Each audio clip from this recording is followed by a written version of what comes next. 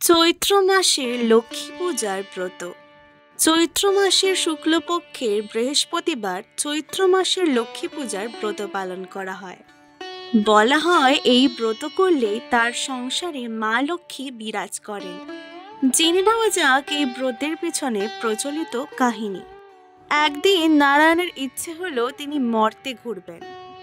তিনি তার পুষ্পরথ বার করতে লক্ষ্মী দেবীও বায়না করলেন তার সাথে যাবার। অগত্যা তিনি লক্ষ্মীকে সঙ্গে করে বেরিয়ে পড়লেন। মর্তে রথ এসে থামতে তারা বামুনির বেশ ধরে ঘুরতে লাগলেন। রথ থেকে নামার আগে নারায়ণ লক্ষ্মীকে বললেন, ঘুরতে এসেছো ঘোরো, কিন্তু উত্তর দিকে তাকাবে না আর ওই দিকে যাবে না। লক্ষ্মী দেবী মাথা নেড়ে হ্যাঁ বললেও মনে মনে ভাবতে লাগলেন কি আছে ওই দিকে। সে ভেবে তিনি উত্তর দিকে তাকিয়ে ফেললেন। সেই দিকে তাকিয়ে তার মন আনন্দে ভরে গেল। তিনি দেখলেন তিল ফুলের সারা বাগান ভরে আছে। তা দেখে নারায়ণের বাধা না মেনে ওই দিকে গিয়ে ফুল তুলে কোপায় দিয়ে গলায় পরে খানিক আঁচলে করে নিয়ে মহা আনন্দে ঘুরতে লাগলেন। এমন সময় সেই বাগানের মালিক এক বামুন এসে বললেন, আমার বাগানের ফুল তুলেছ তুমি, আর বাড়ি যেতে পারবে না। এই বলে বামুন লক্ষ্মী দেবীকে আটকে রাখলেন। লক্ষ্মীর আসতে দেরি দেখে নারায়ণ এগিয়ে দেখেন তিনি যা ভাবছিলেন তাই হলো। ফুল তোলার অপরাধে বাগানের মালিক লক্ষ্মীকে আটকে রেখেছে। নারায়ণ এগিয়ে তাকে জিজ্ঞেস করলে সে ব্যক্তি বললেন, যে আমার ফুলের বাগানের ফুল তুলবে তাকে আমার বাড়িতে 12 বছরের জন্য রাঁধুনির কাজ করতে হবে। তা শুনে নারায়ণ লক্ষ্মীকে বললেন, তোমায় বারণ করলাম, তুমি শুনলে না, এবার আমায় ছাড়া থাকো 12 বছরের জন্য। এই বলে তিনি চলে গেলেন। যাবার আগে বাগানের মালিক সেই বামুনকে বলে গেলেন, ওকে কারোর এঁটো খেতে দেবে না, ঝাড় দেওয়াবে না, আর কারোর বাসি কাপড় ধোয়াবে না। এরপর সেই বামুন মা লক্ষ্মীকে বাড়ির ভেতর নিয়ে এলো। বামুনের বউ লক্ষ্মীকে দেখে বললেন, আমাদের নিজেদেরই দুবেলা ঠিক করে অন্ন জোটে না, তুমি একে আবার কোথা থেকে নিয়ে এলে? বামুনের বৌমারা সেখানে দাঁড়িয়েছিল। বামুন তাদের সবাইকে বললেন, যদি আমাদের জোটে তাহলে ওরও ঠিক জুটবে, তোমরা শুধু ওকে আদর যত্নে রেখো তাহলেই হবে। বেলা হয়েছে দেখে লক্ষ্মী বললেন, তোমরা সবাই এমন বসে আছো কেন, যাও স্নান করে এসো।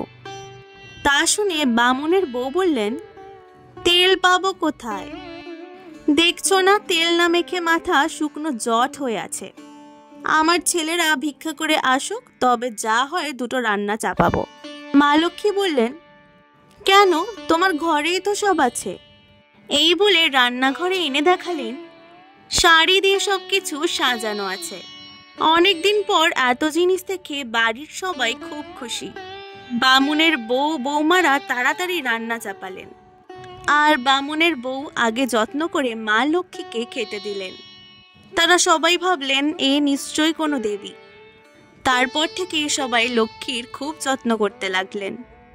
শুধু বামুনের মেজ বউ লক্ষ্মীকে দেখে আর গজগজ করে রাগে। সে তার এঁটো সব মা লক্ষ্মীকে খেতে দেয়। মা লক্ষ্মীও সেটা জানেন। তিনি সব এঁটো নিয়ে ডালিম তলায় পুঁতে রাখতেন। এইভাবে 12 বছর কেটে গেল।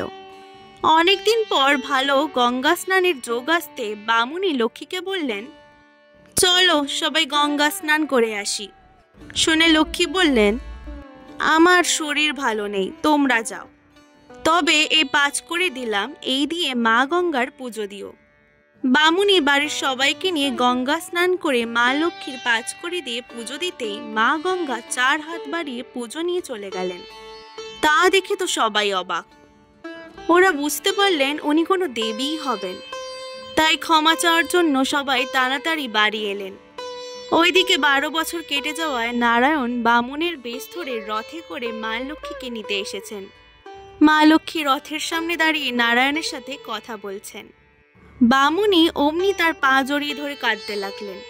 বললেন, তুমি আমাদের ছেড়ে যেও না মা, আমাদের ভুল ক্ষমা করে দাও। মা লক্ষ্মী বললেন, আমার যে আর থাকার উপায় নেই। 12 বছর পূর্ণ হয়ে গেছে। তোমরা ভাদ্র, কার্তিক, পৌষ এবং চৈত্র মাসের লক্ষ্মী পূজা ভালো করে করবে। তাহলে আর তোমাদের অভাব থাকবে না।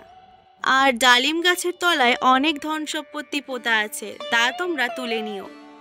এই বলে পুষ্প রথে করে নারায়ণের সাথে লক্ষ্মী চলে গেলেন। মেজ বউ ধন সম্পত্তি পাবার লোভে তাড়াতাড়ি ডালিম গাছের গোড়া খুঁড়তে গেল। এক কেউটে সাপ বেরিয়ে তাকে কামড়ে দিল, আর তিনি মারা গেলেন। বাড়ির অন্য সকলের ডালিম গাছের কাছে এসে মেজ বউয়ের এই অবস্থা দেখে বললেন, এই লোভের শাস্তি পেয়েছে। মার লক্ষ্মীকে একদিন যত্ন করেনি, এ তো খাবার খেতে দিত, ওর এটাই প্রাপ্য ছিল। এরপর থেকে বছরে 4 বার করে ওরা মা লক্ষ্মীর পূজা করতে থাকলেন। ওদের আর কিছুর অভাব রইল না।